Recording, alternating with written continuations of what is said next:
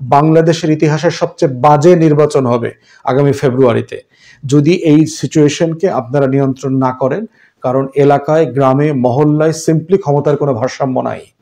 এটা একদম পুরো ক্যাওয়াসের নগরী, অরাজকতার গ্রামে পরিণত হয়েছে। হেন কোনো অন্যায় কাজ নাই যা এখন গ্রামে গঞ্জে হচ্ছে না।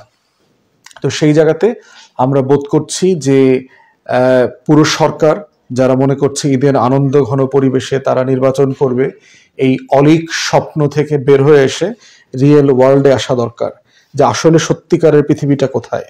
এই বাংলাদেশটা কিন্তু নাই।